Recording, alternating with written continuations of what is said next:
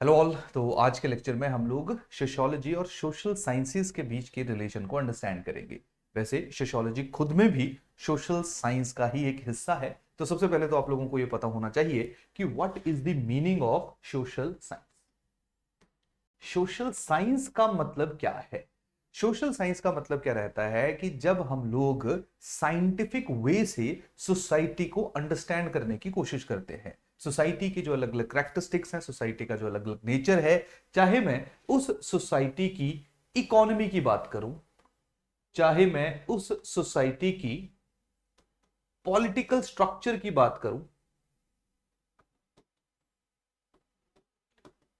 चाहे मैं उस सोसाइटी के इंडिविजुअल बिहेवियर की बात करूं, चाहे मैं जो प्रिमिटिव सोसाइटी है वो कैसे डेवलप हुई, कैसे इवॉल्व हुई, उसकी स्टडी की बात करूं, दैट इज एंथ्रोपोलॉजी, या मैं सोसाइटी के जो सोशल ग्रुप्स हैं या ओवरऑल हम लोग एक ग्रुप के रूप में कैसे रह रहे हैं उसकी बात करूं, दैट इज सोशियोलॉजी। ये सारे के सारे जो है वो आपके सोशल साइंसेस के एग्जांपल्स हैं, सोशल साइंसेस के सब्जेक्ट्स। अब यहां पे इनको सोशल साइंस इसलिए कहा जा रहा है, यहां पे जो साइंस शब्द है वो इसलिए यूज किया जा रहा है क्योंकि आप लोग शायद थोड़ा बहुत इकोनॉमी के बारे में जानते होंगे, तो यहां से मैं आपको समझाने की कोशिश करता हूं। देखिए, नॉर्मली क्या है कि डिमांड और सप्लाई के बारे में तो आप लोगों ने सुना होगा, क्लियर। लेट अस सपोज ये पेन है, क्लियर। मार्केट में इन पेन की जो डिमांड है वो 100 पेन जो है वो मार्केट डिमांड कर रहा है, लेकिन जो प्रोडक्शन हुई है या जो सप्लाई है वो सिर्फ 50 पेन्स की ही हो पा रही है। तो ऑटोमेटिक सी बात है कि ये जो पेन होगा इसका जो प्राइस है वो क्या हो जाएगा, इंक्रीज हो जाएगा। तो हमेशा जब जब जो सामान है उनकी स्कार्सिटी रहती है या किसी की डिमांड बहुत ज्यादा रहती है तो उसका जो प्राइस है, उसकी जो कॉस्ट है, उसमें हम लोग ऑटोमेटिकली इंक्रीज देखते हैं। और ये चाहे इंडिया की मैं बात करूं, पाकिस्तान की बात करूं, यूएसए की बात करूं, यूके की बात करूं, हर जगह मेरे को यही फिनोमिना देखने को मिलता है। तो यही कारण है कि देखिए, साइंस का मतलब क्या होता है? साइंस का मतलब है एक ऐसा एस्पेक्ट जो अपने आप को कहीं पे भी रिपीट कर सकता है। जैसे मैं बार बार आपको एग्जांपल देता हूं कि अगर मैं पेन को फेंकूंगा तो नीचे आएगा, क्लियर। लेकिन वो जो साइंस का ये जो पेन फेंकने वाला एग्जांपल है, क्योंकि बहुत बार ऐसा भी होता है कि चीजों की जो डिमांड है वो बहुत ज्यादा होती है लेकिन उनका प्राइस जो है वो हम लोगों को ज्यादा इंक्रीज होता हुआ नहीं देखने को मिलता है। ये चांसेस हमेशा रहते हैं, लेकिन मैक्सिमम सिचुएशन में यही होगा कि जैसे ही डिमांड इंक्रीज होगी और सप्लाई अगर कम होगी तो उस स्पेसिफिक चीज की जो वैल्यू है वो क्या हो जाएगी, इंक्रीज हो जाएगी।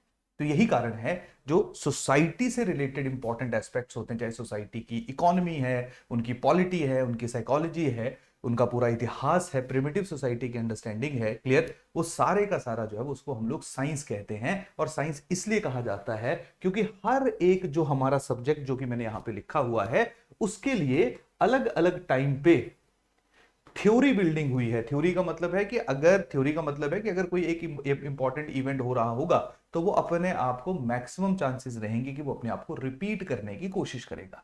हाँ, ये जरूर है कि जो रिपीटेटिवनेस है वो अलग अलग हो सकती है। जैसे इकोनॉमी है वो थोड़ा ज्यादा टेक्निकल सोशल साइंस का हिस्सा है, यानी कि इकोनॉमी के जो कंसेप्ट है वो ज्यादा हम लोगों को रिपीट होते हुए देखने को मिलेंगे एज कंपेयर टू मैं सोशियोलॉजी की जिक्र करूं या मैं पॉलिटिकल साइंस का जिक्र करूं। तो हर एक सब्जेक्ट का जो नेचर है वो डिफरेंट डिफरेंट रहता है, लेकिन क्योंकि ये सारे के सारे जो सब्जेक्ट डिसिप्लिन है वो सोसाइटी है उसके जो रिलेशंस है उनको अंडरस्टैंड, उनको डिकोड करने की कोशिश करते हैं। यही कारण है हम लोग इनको क्या कहते हैं, ये सारे के सारे क्या हैं, सोशल साइंसेस।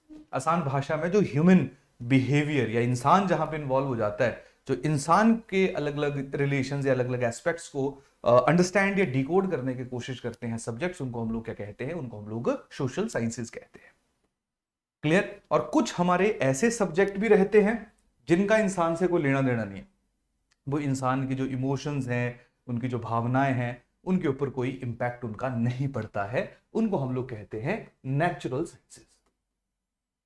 नेचुरल साइंसेस, तो नेचुरल साइंस में जैसे फिजिक्स है, केमिस्ट्री है, क्लियर, इवन जो एंथ्रोपोलॉजी है इसको भी नेचुरल साइंस का हिस्सा माना जाता है। प्लस थोड़े से हम लोगों को एंथ्रोपोलॉजी के अंदर जो वो सोशल साइंसेस के जो एस्पेक्ट्स हैं वो भी देखने को मिलते हैं, क्योंकि जेनेटिक स्टडी वगैरह जो है वो एंथ्रोपोलॉजी के अंदर प्रॉपर्ली कवर की जाती है। तो एंथ्रोपोलॉजी को भी नेचुरल साइंस में भी रखा जाता है, और कुछ इसके जो हिस्से हैं, कुछ इसकी इंटरप्रिटेशन है, वो हम लोग इसको सोशल साइंस की कैटेगरी में भी रख लेते हैं। तो कहानी क्या समझ रहे हो आप? जैसे मान लो अगर फिजिक्स या केमिस्ट्री है तो केमिकल में जो तुमने डालना है वो डलेगा ही डलेगा, उसका कलर अगर पीला होना है तो वो होगा ही होगा। ऐसा नहीं है कि कोई सोसाइटी चेंज हुई, किसी का नेचर चेंज हुआ, किसी का मन चेंज हुआ और उसका कलर भी चेंज हो गया। जैसे बहुत बार ऐसा देखा जाता है, जैसे फॉर एग्जांपल मैं आपको एक छोटी सी एक कहानी के जरिए जो है उसको समझाने की कोशिश करूंगा कि देखिए, जब सोशियोलॉजी एक सब्जेक्ट के रूप में डेवलप होना शुरू हुआ तो सोशियोलॉजी की शुरुआत हम लोगों ने लास्ट लेक्चर में भी देखा था कि यूरोपियन सोसाइटी में जो है वो सोशियोलॉजी डेवलप होनी शुरू हुई। तो यूरोपियन सोसाइटी का जो नेचर था वो थोड़ा सा डिफरेंट था। यूरोपियन सोसाइटी कैसे डिवाइडेड थी? यूरोपियन सोसाइटी दो क्लासेस में डिवाइडेड थी, यानी कि एक क्लास वो थी जो कैपिटलिस्ट थे, रिच थे, जिनके पास हर एक चीज की एक्सेस थी, पॉलिटिकली डोमिनेट कर रहे थे, एजुकेशन उनके पास थी, हेल्थ उनके पास थी, सब कुछ उनके पास हुआ करता था। और दूसरी वो क्लास थी जो पुअर थी, जिनके पास बेसिक फैसिलिटीज नहीं थी, एजुकेशन नहीं था, हेल्थ नहीं था। तो इस तरीके से जो पूरे का पूरा यूरोपियन सोसाइटी है वो दो अलग अलग तरह की क्लासेस में डिवाइडेड था, और क्लास बेसिस के ऊपर वहां पे भेदभाव हुआ करता था, वहां पे डिस्क्रिमिनेशन हुआ करती थी। लेकिन जब हम लोग उस कंसेप्ट को इंडिया में एज इट इज अप्लाई करने की कोशिश करेंगे तो वो काफी हद तक अप्लाई नहीं हो पाएगा। क्यों? क्योंकि हमारे यहां पे जो डिस्क्रिमिनेशन है वो इकोनॉमिक बेसिस पे तो नो डाउट है, लेकिन फिर भी हमारी जो पुरानी ट्रेडिशनल सोसाइटी है वहां पे कास्ट बेसिस के ऊपर जो है वो डिस्क्रिमिनेशन या भेदभाव जो है वो हम लोगों को ज्यादा देखने को मिलता है। तो वहां यहां पे क्लास बेसिस के ऊपर डिस्क्रिमिनेशन उतनी नहीं है जितनी कास्ट बेसिस के ऊपर है। तो इवन कि ऐसा भी देखा गया है कि कुछ लोग जो कास्ट के एक स्पेसिफिक कास्ट के अंदर आते हैं और इकोनॉमिकली बहुत ज्यादा प्रॉस्परस है, फिर भी सोसाइटी के अंदर जो है उनको उतनी ज्यादा एक्सेप्टेंस नहीं मिलती है। तो ये मैं आपको इसलिए बता रहा हूं क्योंकि हर एक जगह का जो समाज है, सोसाइटी है, उसकी अपनी वैल्यूज है, अपना अपना सोच का तरीका है, उसका अपना एक बिहेवियर है, उसका अपना एक मैनरिज्म है। तो वो क्या करता है, स्थिति टू स्थिति या जो जैसे ही परिस्थितियां चेंज होती हैं, एरिया चेंज होता है, तो ह्यूमन बिहेवियर में भी हमें चेंज देखने को मिलता है। और जो थ्योरी शायद यूरोप में सक्सेसफुल थी वो इंडिया में हम लोगों को अप्लाई करते हुए जब उसमें बहुत ज्यादा मुश्किलात का सामना करना पड़ता है। तो एग्जैक्टनेस जो है वो एग्जैक्टली नहीं आ पाती क्योंकि जो सोसाइटी है उसने अपने आप को थोड़ा सा चेंज कर लिया है। क्लियर? तो उसको हम सोशल साइंस कहते हैं। लेकिन जो फिजिक्स के लॉज हैं, जो ग्रेविटेशन है, चाहे वो यूरोप में चले जाओ तुम लोग, चाहे अमेरिका चले जाओ, चाहे इंडिया में चले जाओ, वहां पे ह्यूमन इमोशंस, ह्यूमन वैल्यूज, उनका जो है वो कोई ज्यादा फर्क नहीं, ज्यादा क्या उनका कोई फर्क नहीं पड़ेगा। जो चीज वहां पे प्रूव ट्रू है वो इंडिया में भी ट्रू है ही। क्लियर? तो इस तरीके से हम लोग जो है वो अपने जो डिसिप्लिन है या सब्जेक्ट्स हैं उनको दो अलग अलग कैटेगरीज में डिवाइड करते हैं। एक हमारी रहती है सोशल साइंसेज और दूसरी हमारी रहती है नेचुरल साइंसेज। यहां तक कहानी सबको समझ आ गई? क्लियर? तो आज का जो हमारा लेक्चर है वहां पे हम लोग सोशियोलॉजी और जो बाकी सोशल साइंसेज हैं इनके बीच का जो रिलेशन है उसको एस्टेब्लिश करने की कोशिश करेंगे। क्लियर? जैसे कि जब हम लोगों ने स्कोप ऑफ सोशियोलॉजी के बारे में भी डिस्कस किया था, जब हम लोगों ने स्कोप ऑफ सोशियोलॉजी के बारे में भी डिस्कस किया था, तो मैंने आपको बताया था कि किस तरीके से कुछ ऐसे सोशियोलॉजिस्ट थे जो चाहते थे कि सोशियोलॉजी जो है वो सिर्फ सोशल रिलेशनशिप के ऊपर काम करे, और कुछ ऐसे सोशियोलॉजिस्ट थे वो कहते थे कि सोशियोलॉजी इंडिपेंडेंटली काम नहीं कर सकती क्योंकि सोसाइटी के अलग अलग नेचर है, सोसाइटी के ऊपर इकोनॉमी का इंपैक्ट भी पड़ता है, पॉलिटी का इंपैक्ट भी पड़ता है, एंड वाइस वर्सा। तो यही कारण है कि जब हम सोशियोलॉजी को अप्रोच करेंगे तो जो बाकी सब्जेक्ट से डिसिप्लिन जो सोशियोलॉजी के इमर्ज होने से पहले से मौजूद थे उनको भी अंडरस्टैंड करना पड़ेगा और उनके साथ जो है वो रिलेशन एस्टेब्लिश करना पड़ेगा। तो वहीं से ही जो है वो हमारा सोशियोलॉजी और उसका जो बाकी हमारे सोशल साइंसेज हैं उसके साथ जो रिलेशन है वो एस्टेब्लिश हुआ, और उसको जो है वो आज के लेक्चर में हम लोग डिस्कस करेंगे।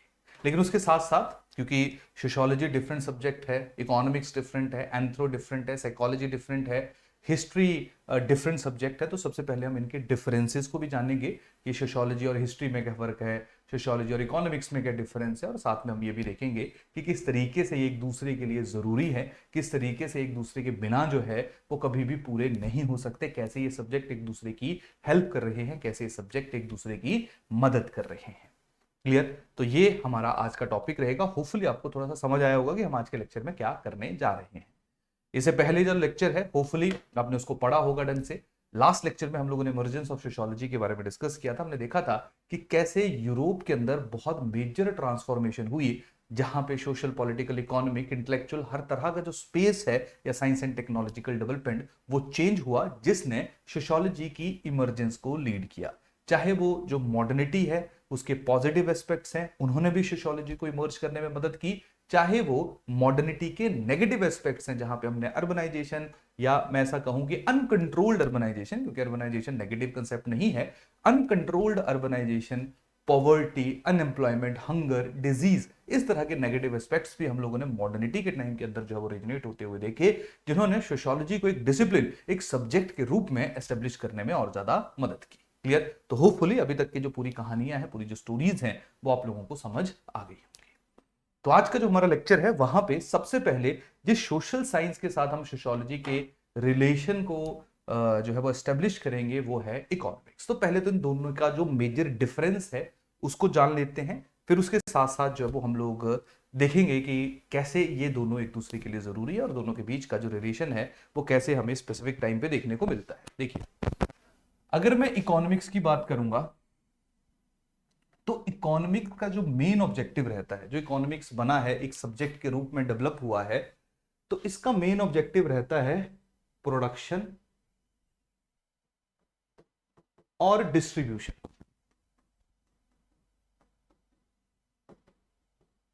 और डिस्ट्रीब्यूशन किसके ऊपर डिपेंडेंट होगा? जिसकी डिमांड होगी। तो पूरा का पूरा जो सिस्टम है वो कितनी गुड्स एंड सर्विसेज की प्रोडक्शन होगी, जितनी ज्यादा प्रोडक्शन होगी उतना ही एक देश के लिए जो है वो बेटर होगा, उतनी ही देश की इनकम होगी, उतना ही देश जो है वो फ्लरिश करेगा, क्योंकि इकोनॉमिकली या पैसा वाइज जो है वो ज्यादा रिच होगा, ज्यादा बेटर होगा।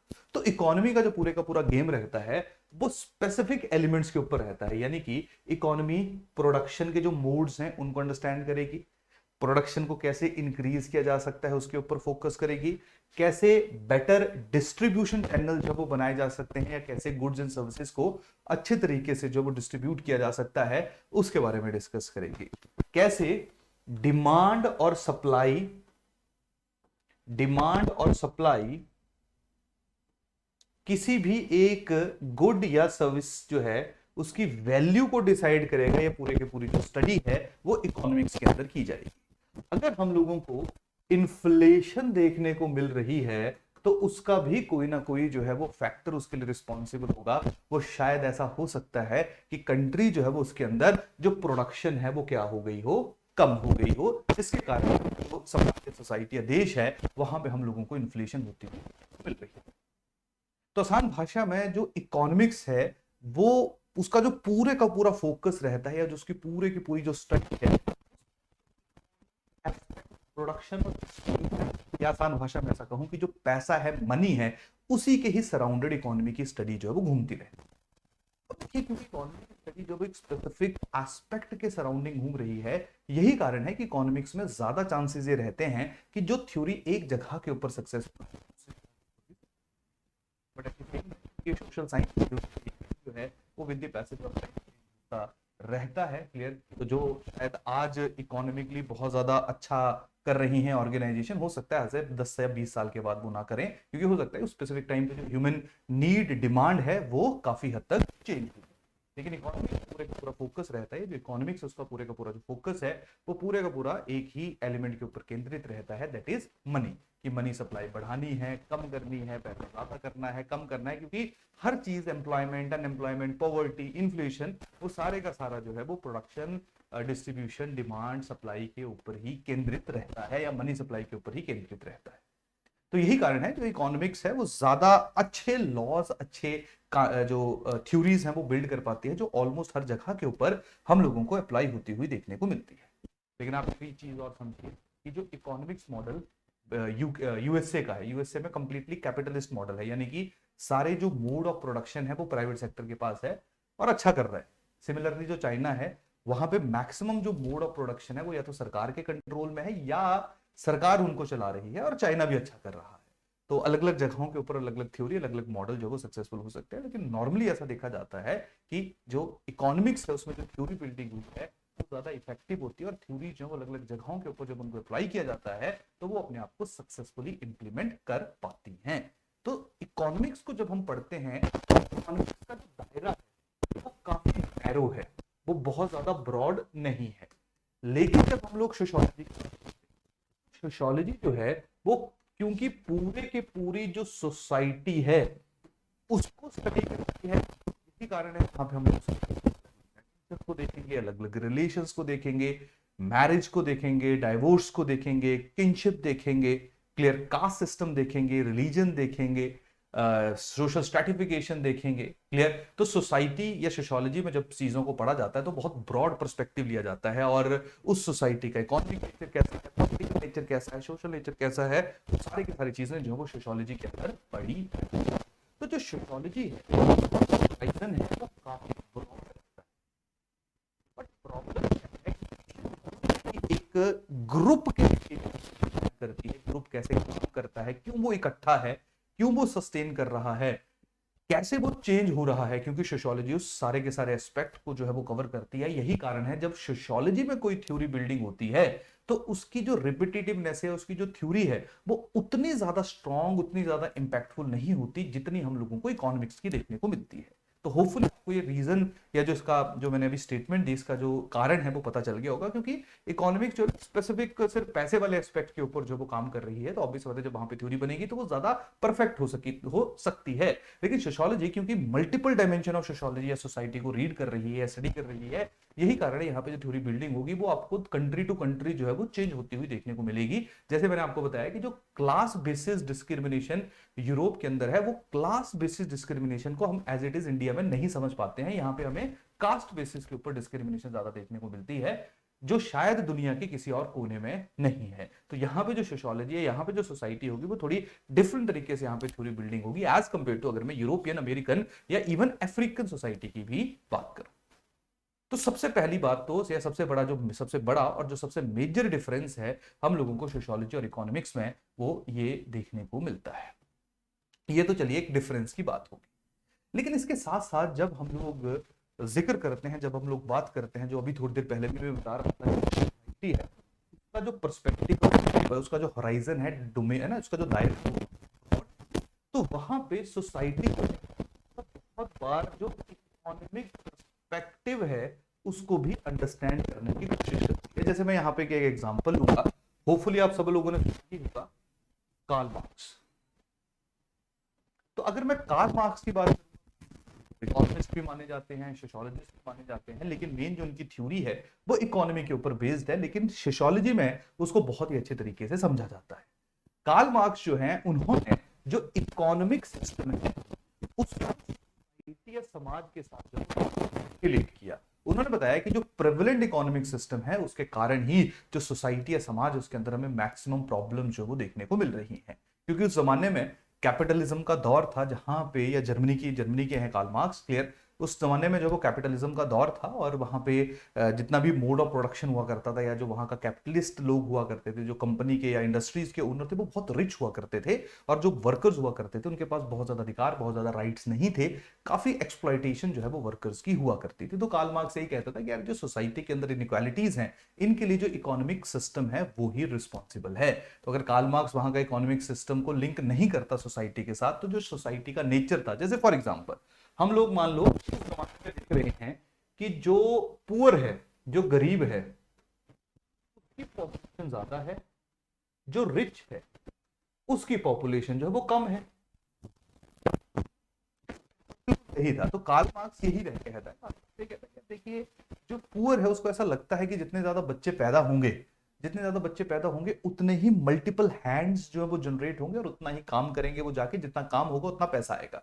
रिच जो है वो ये सोच रहा है कि यार अगर ज्यादा बच्चे पैदा हुए तो मेरी जो प्रॉपर्टी है वो डिवाइड हो जाएगी, जो इतना बड़ा एम्पायर मैंने जो है वो खड़ा किया है वो मेरे को मल्टीपल बच्चों में बांटना पड़ेगा। यही कारण है जो रिच थे उनकी पॉपुलेशन कम थी, वो ज्यादा बच्चे पैदा नहीं कर रहे थे, ऑन कॉन्ट्ररी जो पुअर हुआ करते थे वो ज्यादा बच्चे पैदा कर रहे थे। तो आसान भाषा में जो सोसाइटी के अंदर पॉपुलेशन, क्योंकि पॉपुलेशन भी समाज का एक बहुत इंपॉर्टेंट हिस्सा है, कई सोसाइटी के समाज के अंदर जब वो ज्यादा देखने को मिलती है, तो यहाँ पे कार्ल मार्क्स ने जो इकोनॉमी है तो जो सोशल प्रॉब्लम है, सोशल इशू है, उसके साथ जो है वो रिलेट किया। क्लियर? इसी तरीके से जो है वो एक इकोनॉमिक सोशियोलॉजी जो है, या सोशियोलॉजिकल इकोनॉमी जो है वो पढ़ी जाती है, जहाँ पे जो भी हमारा इकोनॉमिक सिस्टम है उसके पीछे सोसाइटी जो है वो कैसे रिस्पॉन्सिबल है उसको अंडरस्टैंड करने की कोशिश की जाती है। जैसे एक और एग्जाम्पल मैं आप लोगों को देता हूँ, इकोनॉमी में कौन सी ऑर्गेनाइजेशन सक्सेसफुल है, वो इस चीज से नॉर्मली कैलकुलेट किया जाता है कि किस ऑर्गेनाइजेशन जो है उसको कितना प्रॉफिट हुआ है ना। मान लीजिए ऑर्गेनाइजेशन का सामान लगाया और 200 रुपया जब उसने कमाया, तो इसका मतलब है सिंपल सी बात है उसने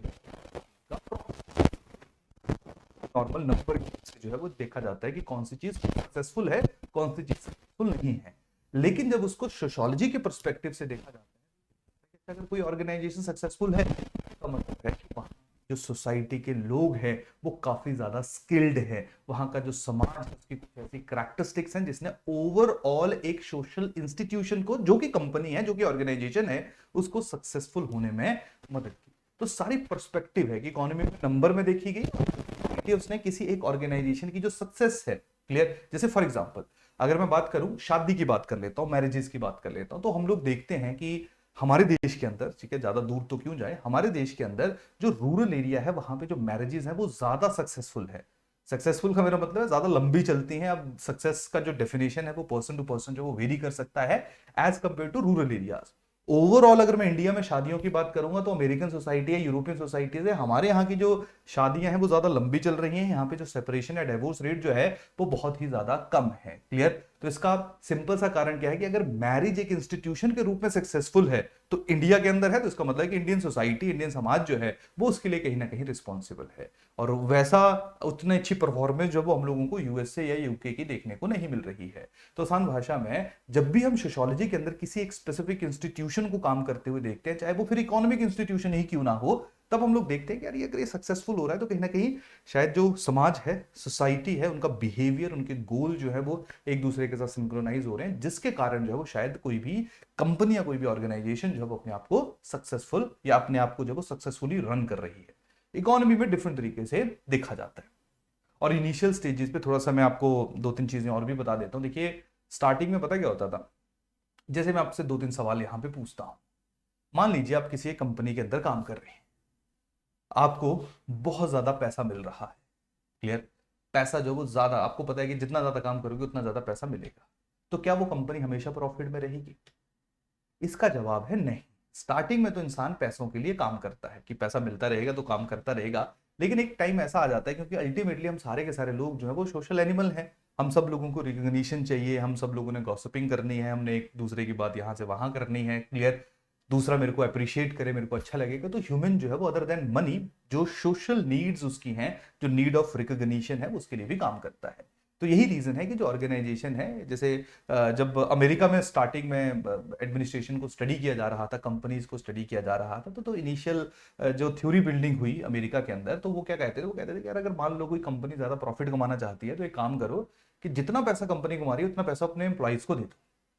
तो सबको ऐसा लगा कि यार जितना ज्यादा इंसेंटिव देंगे उतना ज्यादा जो है वो कंपनी अच्छा काम करेगी, क्लियर। लेकिन हुआ क्या, धीरे धीरे स्टार्टिंग में तो कंपनी ने अपने आप अपना जो प्रोडक्शन है उसको इंक्रीज किया, लेकिन जैसे जैसे टाइम बढ़ा, इवन दो जो वर्कर्स थे उनको ज्यादा पैसा दिया जा रहा था, फिर भी जो कंपनी की प्रोडक्शन है वो कम होनी शुरू होगी, क्योंकि कंपनी के अंदर जो है वो जो सोशल रिलेशंस है उनको कोई वैल्यू नहीं दी जा रही थी। जो वर्कर्स थे उनको अप्रिशिएट नहीं किया जा रहा था, उनको मोटिवेट नहीं किया जा रहा था।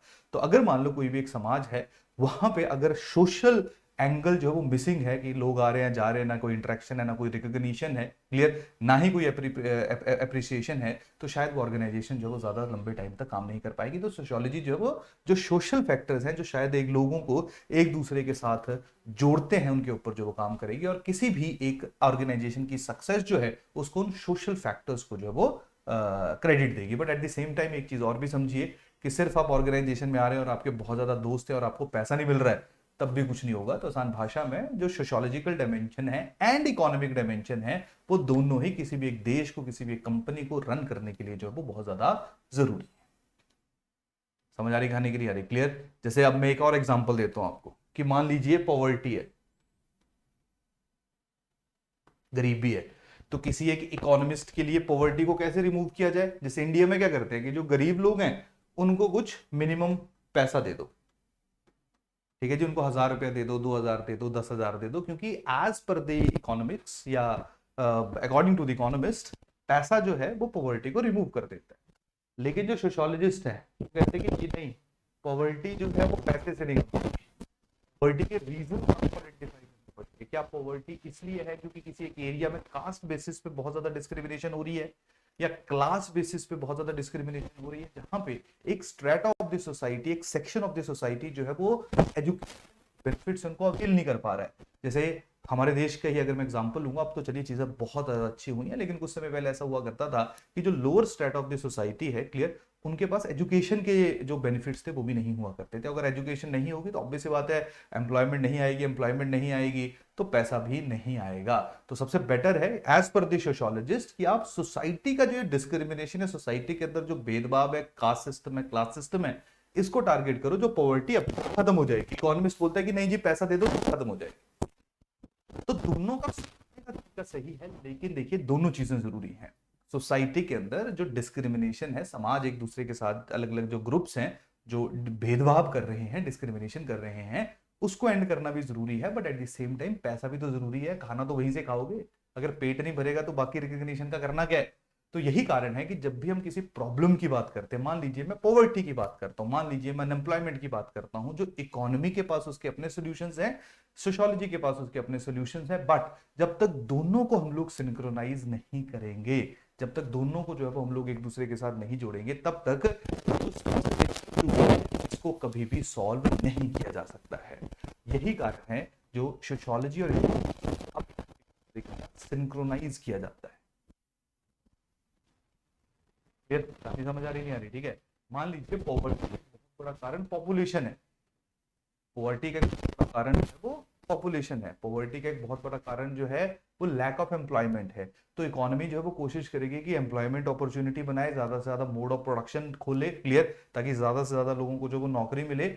और जो समाज या सोशियोलॉजी है वो कोशिश करेगी कि समाज में जो है वो जो पॉपुलेशन इंक्रीज हो रही है उसके फैक्टर्स को आइडेंटिफाई किया जाए। क्या धर्म के कारण जो वो पॉपुलेशन इंक्रीज हो रही है, लैक ऑफ अवेयरनेस के कारण पॉपुलेशन इंक्रीज हो रही है, या जो लैक ऑफ जो पॉपुलेशन कंट्रोल मेजर्स हैं उनके कारण पॉपुलेशन इंक्रीज हो रही है। तो कौन से रीजंस हैं, कौन से फैक्टर्स हैं, वो अलग अलग दोनों के दोनों जो सब्जेक्ट्स हैं वो अलग अलग रीजंस को आइडेंटिफाई करेंगे, और उनको जब हम सिंक्रोनाइज करेंगे उसके बाद कोई भी एक चैलेंज, कोई भी एक प्रॉब्लम जो है उसको होलिस्टिकली जो है वो क्या किया जा सकता है, उसको सॉल्व किया जा सकता है। समझ आ रही कहानी की नहीं आ रही? ठीक है, तो देखिए सोशियोलॉजी और इकोनॉमिक्स दोनों अलग अलग सब्जेक्ट्स हैं, अलग अलग तरीके से लोग इनको पढ़ते हैं, सोच करते हैं, और एट द सेम टाइम इनकी सिंक्रोनाइजेशन है वो बहुत ज्यादा आवश्यक है। जैसे आजकल आप लोग एक चीज सुनते होंगे इकोनॉमिक्स के अंदर, जेंडर बजटिंग। नहीं सुना है तो टेंशन मत लो, हम जब पढ़ते जाएंगे जैसे जैसे आगे जाएंगे वैसे वैसे हर चीज आएगी। जेंडर बजटिंग, जेंडर बजटिंग का मतलब क्या है? जेंडर बजटिंग को समझाने से पहले एक छोटी सी लाइन जो है वो मैं आप लोगों को बोल देता हूं, होपफुली आप लोग उस लाइन से एग्री करोगे। देखिए, हर जगह पे डिस्क्रिमिनेशन हुई है, चाहे मैं इंटरनेशनल लेवल की बात करूंगा, चाहे मैं हमारे देश की बात करूंगा। हमारे यहाँ पे कास्ट बेसिस के ऊपर भी डिस्क्रिमिनेशन रही है, कुछ हद तक आज भी देखने को मिलती है। लेकिन जब हम कास्ट बेसिस के ऊपर डिस्क्रिमिनेशन देखते हैं तो कुछ परसेंटेज जो है वो लोगों के साथ डिस्क्रिमिनेशन हुई। लेकिन जब हम लोग वुमेन को पिक करें, या जब हम लोग वुमेन के साथ डिस्क्रिमिनेशन को अंडरस्टैंड करें, तो जो वुमेन है वो चाहे जिस भी रिलीजन से है, वुमेन जो है वो चाहे किसी भी कास्ट से है, वुमेन से जो है वो हर जगह के ऊपर डिस्क्रिमिनेशन हुई है। वुमेन जो है वो हर जगह पे disadvantage state of the society है। ये मैं यूनिवर्सल बात कर रहा हूं, सिर्फ अपने देश की बात नहीं कर रहा हूं, मैं हर जगह की जो है वो जिक्र कर रहा हूं। और वुमेन और जो मेल और फीमेल है ऑलमोस्ट उनका परसेंटेज सेम ही है, कई जगहों पे वुमेन जो वो ज्यादा है। तो एक ऐसा स्टेट ऑफ द सोसाइटी जो 50% ऑफ द टोटल पॉपुलेशन दुनिया की भी होल्ड करता है, उसके साथ थ्रू आउट जो है वो डिस्क्रिमिनेशन होती हुई आई है। तो ऑब्वियस ही बात है उनकी जो डिस्क्रिमिनेशन है, उनके उत्थान के लिए, उनकी एम्पावरमेंट के लिए जो वो जब भी सरकार की तरफ से जो वो पैसा खर्चा किया जाता है, बजट बनाया जाता है, तो वहां पे कुछ पैसा जो है वो जेंडर राइट्स, जेंडर एम्पावरमेंट के ऊपर जो वो खर्च होना चाहिए, ताकि जो 50% ऑफ द एक्सपेक्टेड स्टेटा जो है वो कंसीडर किया जाता है। आप एम्प्लॉयमेंट की बात देख लो, एम्प्लॉयमेंट में भी मेनली मेल डोमिनेटिंग एम्प्लॉयमेंट जो आप लोगों को देखने को मिलती है। अब हुआ है कि वुमेन जो है उनकी पार्टिसिपेशन सरकारी नौकरियों के अंदर, एजुकेशन के अंदर, हर जगह जो वो देखने को मिली। आज से तुम 20-30-40 साल पहले देखोगे तुम्हें वुमेन मिलती ही नहीं थी जॉब के अंदर। क्लियर? तो अब जेंडर डिस्क्रिमिनेशन को खत्म करने के लिए, वुमेन को एम्पावर करने के लिए, उनके लिए अपॉर्चुनिटी क्रिएट करने के लिए जेंडर बजटिंग का कंसेप्ट आया है, जहां पे वुमेन के लिए स्पेशल मॉनिटरी पॉलिसीज जो हैं या स्पेशल जो प्रोग्राम्स हैं वो रन किए जाते हैं, ताकि वुमेन को स्पेसिफिकली एम्पावर्ड किया जा सके। तो अब देखिए, जो जेंडर बजटिंग हो रहा है, तो जो बजटिंग है, बजट किसका कंसेप्ट है? इकोनॉमिक्स का कंसेप्ट है। और जो जेंडर के ऊपर डिस्क्रिमिनेशन है, ये किसने समझाया हम लोगों को? ये हमारा सोशियोलॉजिकल पर्सपेक्टिव है। तो इस तरीके से जो है वो हम लोग जेंडर, बजटिंग या सोशियोलॉजी एंड इकोनॉमिक्स आजकल मिलके जो है वो जो कॉमन प्रॉब्लम्स हैं उनको सॉल्व करने की कोशिश कर रही है। क्लियर? तो ये हमारा जो है वो सोशियोलॉजी और इकोनॉमिक्स के बीच का जो वो मेन डिफरेंस है। तो एक बार जल्दी से जो सोशियोलॉजी और इकोनॉमिक्स के बीच का डिफरेंस है उसको रिवाइज कर लेते हैं। देखिए पहला लाइन क्या है, economics is a narrow and specific. जो सोशियोलॉजी है इट हैज ए वाइड, सारे के सारे लोग जो है वो आप इससे एग्री करते होंगे। सेकंड है वुड ले emphasis on relation of purely relation of price and supply, money flow, money supply बढ़ेगा तो इन्फ्लेशन बढ़ेगा लेकिन जीडीपी बढ़ेगा, मनी कितना इनपुट आ रहा है उसी के बेसिस के ऊपर जो वो इकोनॉमिक्स किसी एक ऑर्गेनाइजेशन या किसी एक सिचुएशन के आंसर्स को हम लोगों को बताती है। तो सोशियोलॉजी है वो देखिए, मान लीजिए किसी एक प्रोडक्टिव एंटरप्राइज की बात करेगी तो वो देखेगी क्लियर कि शायद ये जो ऑर्गेनाइजेशन सक्सेसफुल हुई है यहाँ पे लोगों की जो वैल्यूज एंड प्रेफरेंसेस है वो बहुत अच्छी हैं, यहाँ का एजुकेशन जो वो बहुत बढ़िया है, यहाँ पे शायद जो कास्ट सिस्टम है उस होता किया है एक स्किल सेट में, जब ये कंपनी जो उस स्किल सेट पे काम कर रही है क्लियर वो काफी में जाती है। क्लियर? जैसे हमारे यहाँ पे जो कास्ट सिस्टम था on the basis of occupation था, तो ऑब्वियस बात है आज भी हम लोग देखते हैं कि कुछ कास्ट जो है वो एक स्पेसिफिक स्किल सेट जो है उनके पास आज भी है। तो शायद अगर उस स्किल सेट की ऑर्गेनाइजेशन कंपनी खुलेगी और वहां पे वो लोग काम करेंगे तो वो ज्यादा बेटर या ज्यादा प्रॉफिटेबल एंटरप्राइज जो वो हो सकती है। तो सोशियोलॉजी जो है वो ज्यादा कंसेप्ट में नहीं, सोशियोलॉजी जो है वो हर एक चीज को समाज के अंदर क्या कैरेक्टरिस्टिक्स हैं जिनके कारण कोई ऑर्गेनाइजेशन जो है वो सक्सेसफुल हुई है उनके आंसर्स को जो है वो देने की कोशिश करेगी। इकोनॉमिक्स की अगर हम बात करेंगे तो ये ऑफ प्रोडक्शन वो मेन फोकस रहता है कि कैसे ऑफ प्रोडक्शन को स्टडी किया जाए। लेकिन जो सोशियोलॉजिस्ट है वो कहते हैं कि जो इकोनॉमिक्स थ्योरी है जो सारी की सारी चीजों डिस्ट्रीब्यूशन, डिमांड, सप्लाई के साथ रिलेट करती है, कहीं ना कहीं इकोनॉमिक्स जो स्कोप है उसको रिडक्शनिस्ट कर देती है, यानी कि इसका जो स्कोप है उसको नैरो कर देती है। क्लियर? क्योंकि जो सोशल फैक्टर्स हैं उनको मिस कर देती है, वो सारी की सारी कहानी जो है वो प्रोडक्शन के ऊपर ही चलती रहती है। क्लियर? फिर मैं इकोनॉमिक्स की बात करूंगा तो इकोनॉमिक्स जो वो ज्यादा साइंटिफिक जो एलिमेंट है उसी के ऊपर जो वो है इसकी रिसर्च हो रही है, ज्यादा सक्सेसफुल है सारी पहले भी आपको हुई काफी जगहों के ऊपर जो है वो उल्टा भी हमें, या काफी जगहों के ऊपर वो theories as it is apply होती ही नहीं है। नो डाउट हम लोग उन थ्योरीज को क्लास को कास्ट के साथ रिप्लेस करके जो वो समझने की कोशिश जरूर करते हैं, फिर भी एज इट इज थ्योरीज को अप्लाई करने हम मुश्किल है क्योंकि इकोनॉमिक्स में हम उसको देखने को नहीं मिलता। तो ये जो है वो आपके मेजर डिफरेंस है in between economics and sociology. But at the same time कैसे जो इकोनॉमिक्स एंड सोशियोलॉजी है उनको हमें सिंक्रोनाइज करना पड़ेगा, क्योंकि कुछ ऐसे इश्यूज हैं, कुछ ऐसे प्रॉब्लम्स हैं, कुछ ऐसे सोल्यूशन हैं जो दोनों सब्जेक्ट जब इकट्ठे आएंगे क्लियर तभी वो सॉल्व किए जा सकते हैं। यही कारण है, ये माना जाता है कि जो सोशियोलॉजिस्ट है उसको इकोनॉमी का नॉलेज भी होना चाहिए और जो इकोनॉमिस्ट है उसको सोशियोलॉजी के बारे में भी पता होना चाहिए। और ये लाइन जो है वो ऑलमोस्ट हर एक डिसिप्लिन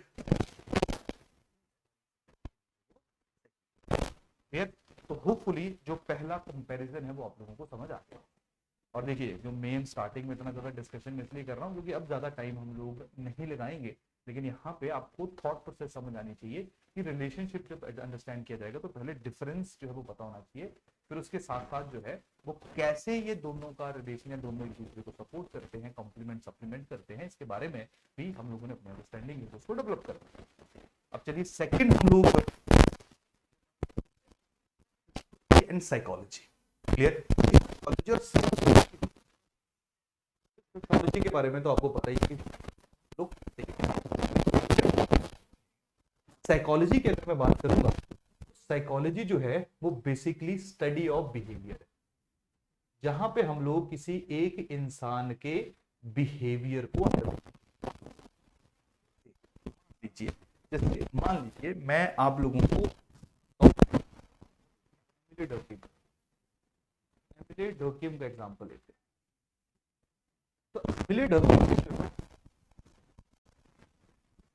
तो सुसाइड के रीजंस को एमिली यार देखिए, जो उसके लिए जो सोसाइटी है, जो समाज है, वो बिहेवियर है, बिहेवियर इंडिविजुअल रिएक्शन है जिसके कारण इसने डिसाइड कर लिया, उसके लिए सोसाइटी के बारे में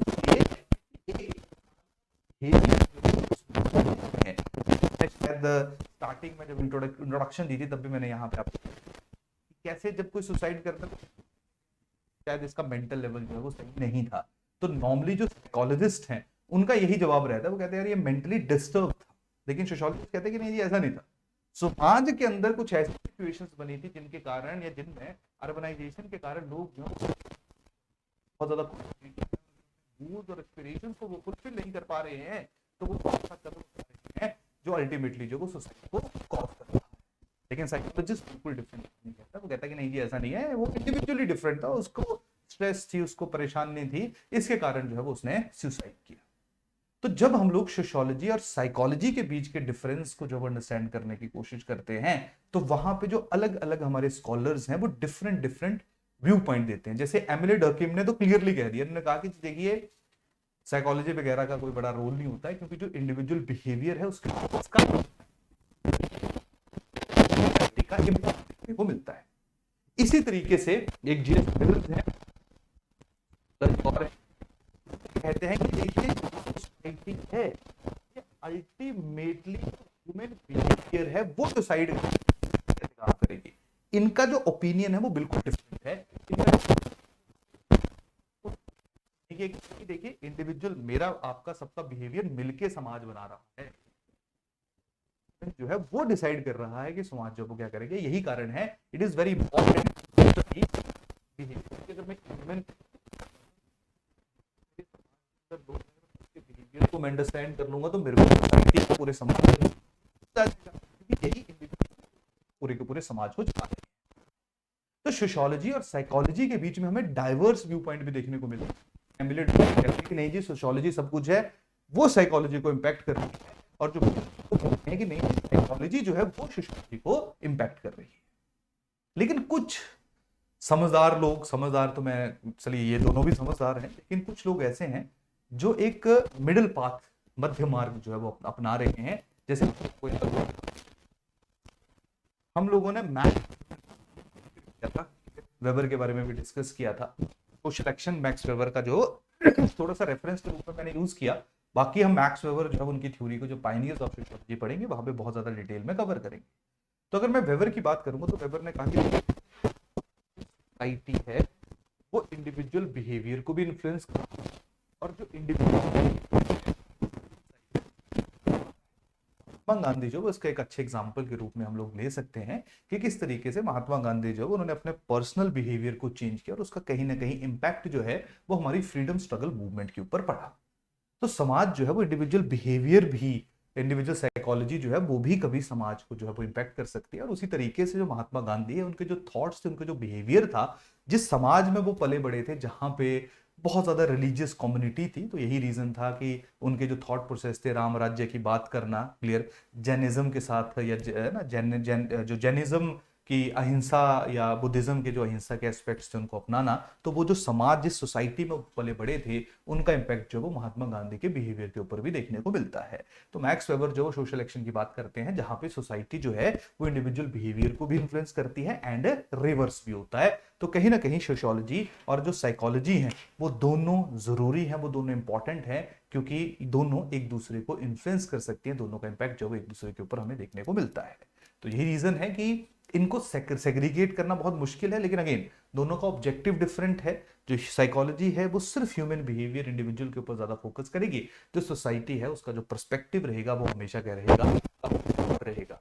तो क्योंकि साइकोलॉजी सिर्फ एक हिस्से के ऊपर या एक इंडिविजुअल बिहेवियर को प्रॉपरली स्टडी कर रही है, यही कारण है जो साइकोलॉजी है उसमें जो थ्योरी बिल्डिंग हुई है उनमें एग्जैक्टनेस ज्यादा है, यानी कि वो अपने आप को उसी तरीके से जैसे इकोनॉमी की थ्योरीज अपने आप को रिपीट करती हुई हमें ज्यादा देखने को मिलती हैं, वैसे ही साइकोलॉजी की जो थ्योरीज हैं वो भी अपने आप को ज्यादा बेटर तरीके से इंप्लीमेंट होती हुई देखने को मिलती है एज कंपेयर टू सोशियोलॉजी। क्योंकि जो सोशियोलॉजी है उसका स्कोप जैसे कि हमने डिस्कस किया काफी ब्रॉड है, तो सोशियोलॉजी बिहेवियर को इन्फ्लुएंस भी करेगा, बिहेवियर की बात भी करेगा, सोशियोलॉजी इकोनॉमिक्स की बात करेगा। यही कारण है कि सोशियोलॉजी को हम लोग जब इंडिपेंडेंटली इंडिविजुअली नहीं पढ़ते हैं। क्लियर? तो अगर हम लोग साइकोलॉजी और सोशियोलॉजी जो है उसको अंडरस्टैंड करें तो साइकोलॉजी जो है वो is the study of individual personality, sociology is the study of individual and society. Clear? Psychology की अगर मैं बात करूंगा, it is the science of man's experience and behaviour, और इसमें हमें basic instinct, sympathy, suggestions, imitation, passions, clear, कि मेरा क्या ना, मैं क्या करना चाहता हूं वो ऐसा है कि वो मेरा इंडिविजुअलिस्टिक है, उसका दूसरे से कोई लेना देना नहीं है। क्लियर? मेरा इंस्टिंक्ट क्या है, साइकोलॉजी जो इनके ऊपर ज्यादा काम करती है। यही कारण है कि जब वो सुसाइड का रीजन ढूंढने की कोशिश करती है तो वो इंडिविजुअल माइंड के अंदर चल रही जो परेशानियां हैं, जो सवाल हैं, उनको डिकोड करती है। लेकिन जो सोशियोलॉजी है वो ऐसा नहीं करती है। सोशियोलॉजी जो वो पूरा सोशल इंस्टीट्यूट, समाज के अंदर कैसी परिस्थितियां हैं, परेशान था या होने की वजह से परेशान था, फैमिली प्रेशर था या फैमिली होने के वो इशू था, क्या धर्म के कारण, रीजन के कारण जो है वो किसी ने कोई एक एक्शन सुसाइड किया या कुछ भी रीजन, तो साइकोलॉजी इंडिविजुअल बिहेवियर से डिकोड करने की कोशिश जब किसी को ही पूरे सोशल बिहेवियर को वो लिमिटेड है। जो सोशियोलॉजी है स्टडी ऑफ ज्यादा ब्रॉड है। क्लियर? ज्यादा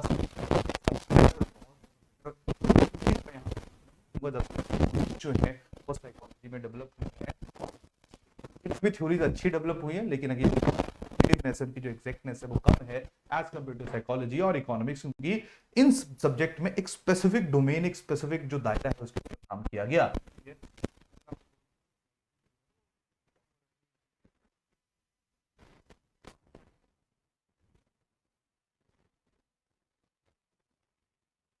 को मिलते हैं और नॉर्मली उस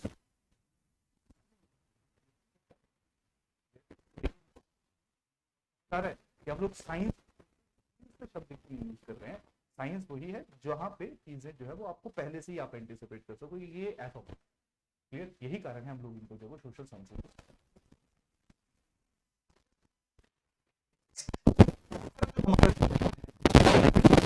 हिस्ट्री। देखिए यार, अब सोचिए थोड़ा सा, क्योंकि लाइन ऑफ थॉट है वो मैंने आप लोगों को दिया है। अब थोड़ा सा अपना दिमाग चलाइए कि जो सोशियोलॉजी एंड हिस्ट्री है, अब हिस्ट्री और सोशियोलॉजी में डिफरेंस क्या है, ये तो आई थिंक बताने की जरूरत नहीं है। हिस्ट्री जो आपका पास्ट या आपका जो पास्ट इवेंट है, इसको आपके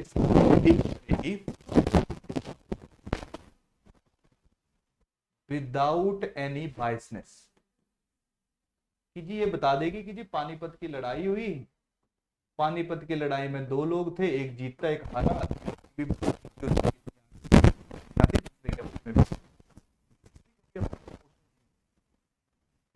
ये नहीं तो बहुत ही किया था, ये तो बेस्ट था, ऐसा कुछ नहीं होता। तो बाद में किताबों तो हम अपनी इंटरप्रिटेशन करते हैं हिस्ट्री कि कौन अच्छा था। हिस्ट्री जो है वो नॉर्मेटिव नहीं होती, उसमें वैल्यूज नहीं होती। मतलब है कि वो किसी चीज को ऐसे देखती कि अच्छा अपने अकॉर्डिंग मिसयूज करते हैं, और उनकी जो आइडियोलॉजी होती है उसको वो हिस्टोरिकल बुक्स में डालने की कोशिश करते हैं। बट जो हिस्ट्री है उसका मेन ऑब्जेक्टिव क्या है कि जो चीज हुई है उसको एज इट इज लिख दिया जाए। जो हड़प्पा सिविलाइजेशन की जब एक्सकवेशन हुई तो जो जो मिला उसको लिख दिया। क्लियर? उसके बाद जो लोग आएंगे उन्होंने जो अपनी फिलोसफियां डाली उसके अंदर डाल सकते हैं, दैट इज डिफरेंट थिंग। लेकिन जो हिस्ट्री है उसमें कोई किसी की बायसनेस नहीं होती, यानी कि मेरे को ऐसा लगता है कि अच्छा यार ये मिला तो इसका मतलब ये होगा। मेरा काम है बताना कि ये चीज मिला, देखिए इसका फोटो है, जो आपने इंटरप्रिटेशन इससे निकालनी है आप लोग निकालिए। तो हिस्ट्री जो है वो हम लोगों को पास्ट के बारे में बताती है। हिस्ट्री जो है वो पास्ट के जो इवेंट हुए उनके बारे में बताती है। हिस्ट्री जो है वो कोई इमोशंस नहीं दर्शाती है, वो इमोशन दर्शाने की। पर सोशियोलॉजी और हिस्ट्री में फर्क क्या है? हिस्ट्री पास्ट के ऊपर फोकस करती है, जो मेन फोकस रहता है वो प्रेजेंट के ऊपर रहता है। तो देखा मैंने आपको कि how societies emerge, how societies evolve, how societies persist. Clear? तो कैसे इवॉल्व हुई, कैसे परसिस्ट की, कैसे चेंज की, तो उसके लिए इतिहास को जानना जरूरी है। यही कारण है आज के लिए उसका जो past है, जैसे मान लीजिए अगर मैं कहता हूं के अंदर जो वो कास्ट सिस्टम है, लेकिन पीछे तो क्या मिलेगा ना, हम लोग ऋग्वेद में, ऋग्वेद जहां पे वर्ग, ठीक है, तो वहां से पता चलेगा अच्छा जी यहां से जो है वो इसकी शुरुआत। तो सोशियोलॉजी जो है वो वहां पे आज तो जरूरी है, बट उसके साथ साथ पास्ट अवश्य। लेकिन जो मेजर डिफरेंस है सोशियोलॉजी और हिस्ट्री में वो ये है कि हिस्ट्री जो है वो उसमें वैल्यूज नहीं होती, उसमें आप ये नहीं बताते गलत है ये सही है, लेकिन जो सोशियोलॉजी है इसमें हम लोगों को जो नॉर्मेटिव या जो हमारी वैल्यूज है, जहां पे कहना या गलत कहना हम कह सकते हैं, वो हम लोगों को सोशियोलॉजी कहते हैं, जहां पे क्रिटिसिज्म भी है, एनालिसिस भी है। क्लियर, कहानी समझ आ रहा नहीं आ रहा? तो दोनों के बीच में डिफरेंस जरूर है, लेकिन जो हिस्ट्री है, क्लियर, जैसे बोलते हैं ना कि जो present sociology is the history of future. Clear, कहानी समझ आया नहीं आया? तो जो आज चल रहा है वो आज से 100 साल के बाद जो है वो, या 10 साल के बाद, इवन 2 साल के बाद भी क्या बन जाएगा, वो इतिहास बन जाएगा। तो सोशियोलॉजी और हिस्ट्री दोनों को अलग अलग करना जो है वो बहुत ज्यादा मुश्किल है, ये दोनों तो काइंड ऑफ सेम ही है। क्लियर, तो समझ आई कहानी? तो सोशियोलॉजी और हिस्ट्री है वो कैसे रिलेटेड, और जब भी हम सोशियोलॉजी स्टडी करते हैं तो है पास्ट, सोशियोलॉजी क्या है, recent past and present comparison करना, डन। लिखना सारी ऐसे सोशल रिलेशनशिप्स में जिन, दूसरा है हिस्ट्री का काम है टू हिस्ट्री ऐसे चीजें, जो सोशियोलॉजी है वो उनके बीच और वो इनको एस्टेब्लिश या उस टाइम जो वो वॉर्स लड़ी जा रही थी, तो वो धर्म या रिलीजन जो नहीं, डिस्क्रिप्शन, लेकिन जो सोशियोलॉजी है या जिसके अंदर जो वो नॉर्मेटिव एलिमेंट यानी कि इंटरप्रिटेशन बताते हैं, सिर्फ इवेंट हो, इसके बाद जो आपने कम करना है, जो आपने अंडरस्टैंड करना है, जो आपने एनालाइज करना है, वो आप वहां से कर सकते हो। क्लियर, कहानी समझ आ रहा है? तो सोशियोलॉजी और हिस्ट्री के बीच में डिफरेंस है, जो सिमिलैरिटी दोनों के बीच में है वो मैंने आप लोगों को बताया। नेक्स्ट हमारा पॉलिटिकल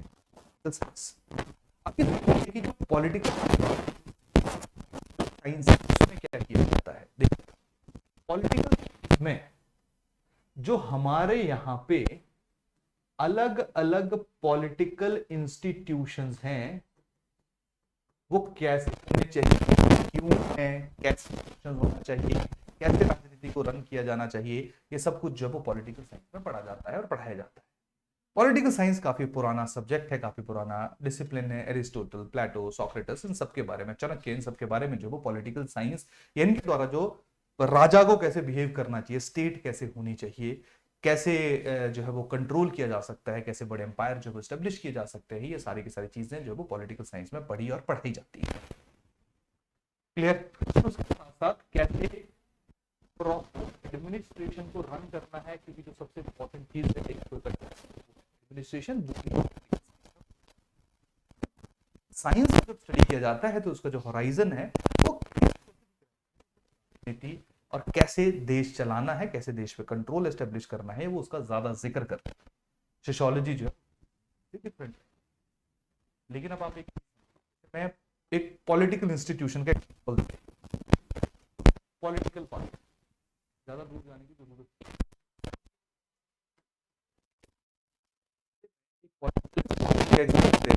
पॉलिटिकल पार्टीज, अलग अलग तरह की पॉलिटिकल पार्टीज जो है वो आप लोगों को देखने को मिलती है।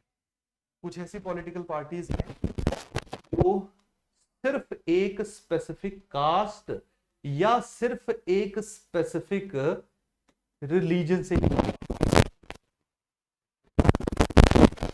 हैदराबाद की पार्टी है, उसको सिर्फ एक ही धर्म से जो वोट चाहिए, बाकी धर्मों से जो उसको वोट चाहिए।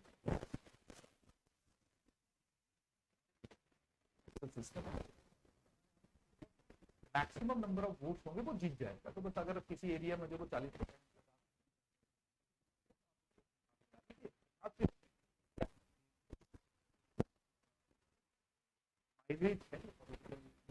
विन करने के जो चांसेस है वो काफी ज्यादा इंक्रीज।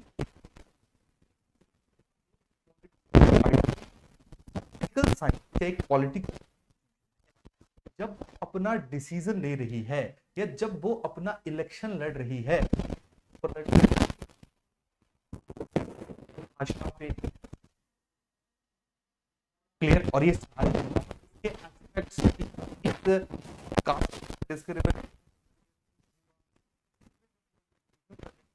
ये कौन कर रहा है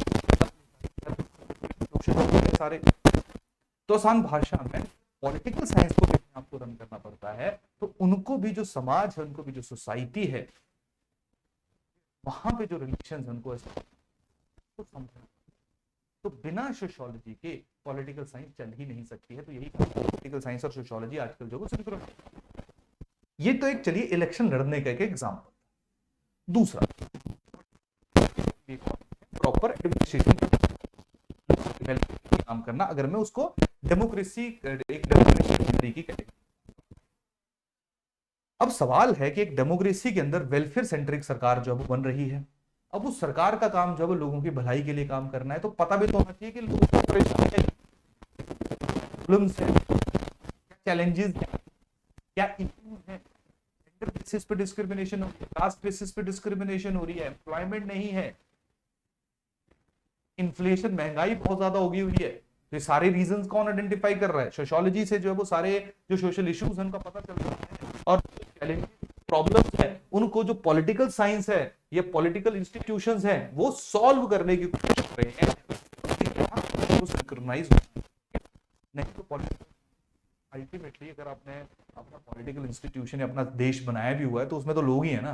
तो अगर उन लोगों के बारे में नहीं सोचोगे, उनकी प्रॉब्लम्स को नहीं अंडरस्टैंड करोगे, नहीं समझोगे, तो फिर देश को कैसे चला। तो यही साइंस है और इसकी इंटीग्रेशन नॉर्मली आजकल ऐसा ही होता है। आजकल दोनों जो है हम लोगों को एक के बीच में जो हुई है ये स्टेट पावर है ना, पॉलिटिकल चीजें जो है उनके ऊपर रहती है। जो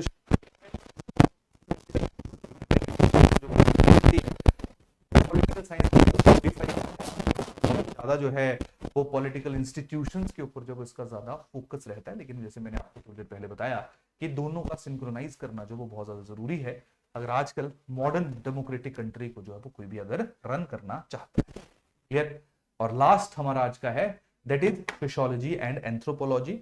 एंथ्रोपोलॉजी और सोशियोलॉजी जो उसमें काफी सिमिलैरिटीज भी हम लोगों को देखने को मिलती हैं, बट इनके बीच में जो वो डिफरेंसेस भी हैं। सोशियोलॉजी जो है वो पूरी सोसाइटी को, एक लार्ज चंक ऑफ सोसाइटी के जो फीचर्स कैरेक्टरिस्टिक्स हैं उनको अंडरस्टैंड करने के ऊपर जो वो फोकस करती है। सोसाइटी का जो एक सोसाइटी इसी में अंडरस्टैंड करने की कोशिश, फैमिली को पढ़ लेते हैं, ये जो अंडरस्टैंड कर लेते हैं। क्लियर। या जो बहुत ज्यादा पुरानी या प्रिमिटिव ट्राइब्स हैं उनको अंडरस्टैंड कर लेते हैं, वो करना एंथ्रोपोलॉजी को हम लोग कभी कभी नेचुरल साइंस के साथ भी रिलेट कर देते हैं, लेकिन उसके साथ साथ इसकी इंटरप्रिटेशन भी रहती है। क्लियर। तो एंथ्रोपोलॉजी जो है वो सोसाइटी के छोटे छोटे हिस्सों, माइक्रो लेवल के ऊपर जो वो सोसाइटी को अंडरस्टैंड करते हैं, लेकिन सोशियोलॉजी जो लार्ज स्केल के ऊपर इंस्टीट्यूशंस हैं उनको अंडरस्टैंड करने की कोशिश करेगी। जैसे एंथ्रोपोलॉजी में फैमिली पढ़ी जाएगी, लेकिन सोशियोलॉजी के अंदर उसी फैमिली को एक सोशल इंस्टीट्यूशन के अंदर पढ़ा जाएगा, जहां पे लार्ज स्केल के ऊपर बड़े समाज को लेके जो है हम उसको कैटेगराइज करेंगे। लेकिन सोशियोलॉजी में ज्यादा ये जो है ना, जीनोम स्टडी है, जेनेटिक स्टडी है, ये वो इन्वॉल्व नहीं है, जो कि एंथ्रोपोलॉजी के अंदर है। यही कारण है इन दोनों को ये थोड़ा सा भी अलग करता है, जहां पे सोशियोलॉजी कंप्लीटली सोशल साइंस है, लेकिन एंथ्रोपोलॉजी की लिए कोई चीज सही नहीं है। एंथ्रोपोलॉजी नॉर्मली जो जैसे अफ्रीकन ट्राइब्स हैं, इंडियन ट्राइब्स हैं, इनकी स्टडी के ऊपर जो उसका मेन ध्यान रहता है, थोड़ा सा इसका जो सब्जेक्ट एरिया है वो कंसाइज है, वो स्पेसिफिक है।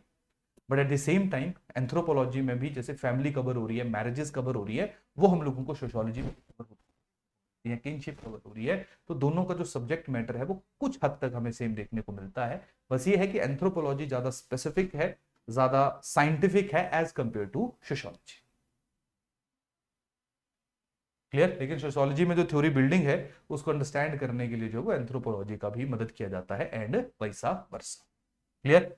तो ये हैं हमारे टॉपिक्स, जहां पे एंथ्रोपोलॉजी सोशल साइंसेज हैं, उनका और सोशियोलॉजी के बीच का है, इसको हमने अंडरस्टैंड करने की कोशिश। तो एक बार नोट्स को पढ़िए, अगर किसी भी तरह का डाउट है तो जल्दी ही हम लोग एक टेलीग्राम ग्रुप बना देंगे, तो जहां पे अगर आपको पढ़ते हुए ना कोई चीज समझ नहीं आई है तो आप लोग वहां पे डाल दीजिए, ताकि एटलीस्ट जैसे जैसे हम आगे बढ़ रहे हैं, धीरे धीरे हम आगे चल रहे हैं, लेकिन जैसे जैसे हम आगे बढ़ रहे हैं वैसे वैसे चीजें जो आपको प्रॉपरली क्लियर होती रहे। तो इसी के साथ आज का जो हमारा लेक्चर उसको खत्म करते हैं। नेक्स्ट लेक्चर में हम लोग sociology common sense, sociology science है या नहीं है, उसके ऊपर जो है वो थोड़ा सा विचार विमर्श करेंगे। तो मिलते हैं नेक्स्ट लेक्चर में, तब तक